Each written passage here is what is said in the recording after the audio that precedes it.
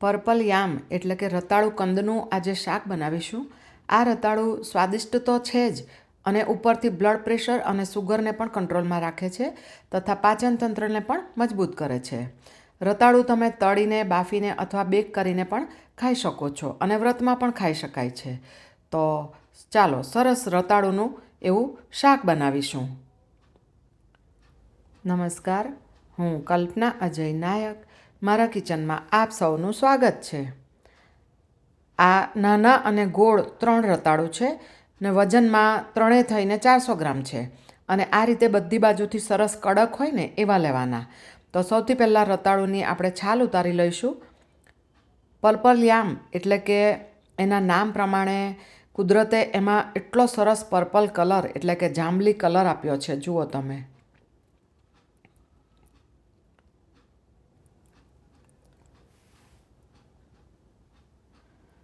તો આ રીતે બધી બાજુથી સરસ છાલ ઉતારી લઈને ત્રણેય રતાળુને આપણે રેડી કરી લઈશું.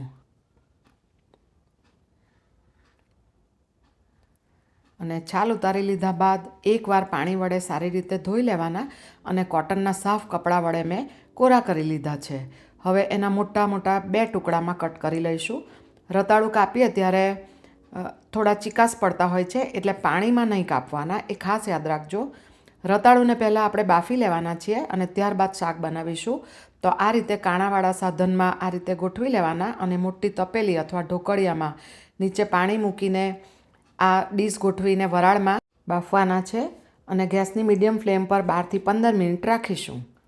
15 મિનિટ બાદ જુઓ રતાળું આપણે સરસ બફાઈ ગયા છે. તો ચેક કરી લઈશું. ચાકુથી આ રીતે ચેક કરવાનું અને બધા રતાળું સરસ બફાઈ ગયા છે. તો રતાળુને ઠંડો થવા દઈએ. ત્યાં સુધીમાં 1 મુઠ્ઠી શિંગદાણા અને 2 ટીસ્પૂન સફેદ તલને મિક્સર જારમાં થોડા કરકરા પીસી લઈશું. તીખાશ જોઈએ એ મુજબ મરચાં કાપી લઈએ. મેં સાધારણ મોળા મરચાં લીધા છે.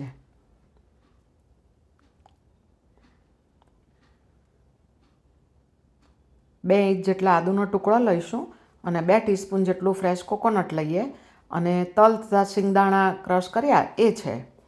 હવે રતાળું ઠંડો થાય ને એટલે એને કટ કરી લઈએ. રતાળુમાંથી ખાસ રતાળુ પૂરી, પેટીસ, રતાળુ વડા, રતાળુનો હાંડવો, ચિપ્સ વગેરે હું બનાવું છું. અને તમે રતાળુમાંથી કોઈ નવી વાનગી જો બનાવતા હો ને તો મને કોમેન્ટ બોક્સમાં જરૂરથી જણાવજો કે જેથી મને પણ કંઈક નવું જાણવાનું મળે.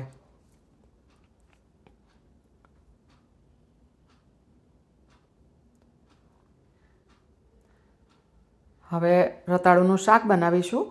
તો એને માટે ગેસ પર એક કડાઈમાં 1.5 ટેબલસ્પૂન ઘી અને થોડું તેલ મૂકીશું. તમે એકલા ઘી અથવા એકલા તેલમાં પણ બનાવી શકો.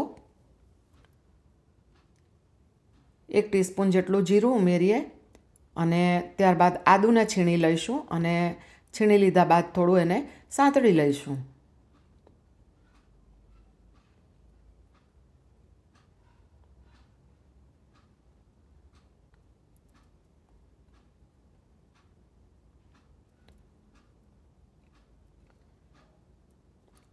હવે કાપેલા લીલા મરચાં જે છે એ ઉમેરી દઈશું અને મરચાંને પણ જરા સાંતળી લઈએ. તમે તીખા મરચાં પણ લઈ શકો.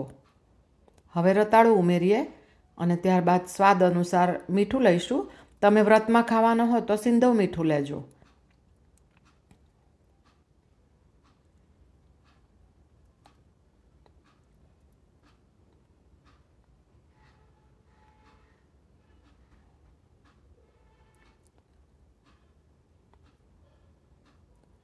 હવે 1 ટીસ્પૂન જેટલું ધાણા જીરું છે. કોથમીર અને જીરું જો તમે વ્રતમાં ખાતા હો ને તો ધાણા જીરું ઉમેરજો, નહીંતર સ્કીપ કરજો.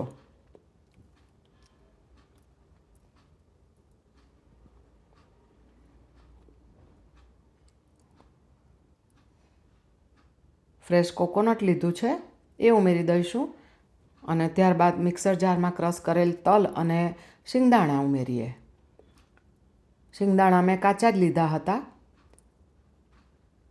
અને 1 ટીસ્પૂન ખાંડ કે જે બિલકુલ ઓપ્શનલ છે, પરંતુ આપણે લાસ્ટમાં લીંબુ પણ ઉમેરવાના છીએ તો સ્વાદ થોડો બેલેન્સ થશે.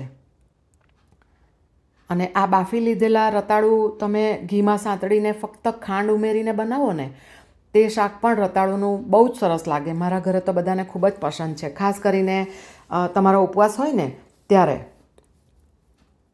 હવે બધા મસાલા સારી રીતે મિક્સ થઈ જાય એટલી વાર ગેસ પર રાખીશું અને હવે ગેસ બંધ કરી દઈએ.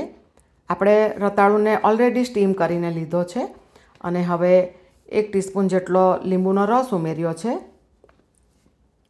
તમે રતાળું જો બાફીને કરશો ને આ શાક તો બહુ ફટાફટ બની જશે.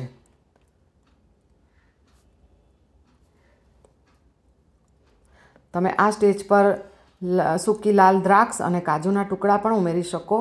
અને હવે કોથમીર ઉમેરી છે અને આપણું શાકનું સર્વિંગ કરીએ. તો આ થયું રતાળુનું ગરમ ગરમ અને સ્વાદિષ્ટ એવું શાક. રેસીપી ગમે તો વિડીયોને લાઇક અને શેર જરૂર કરજો.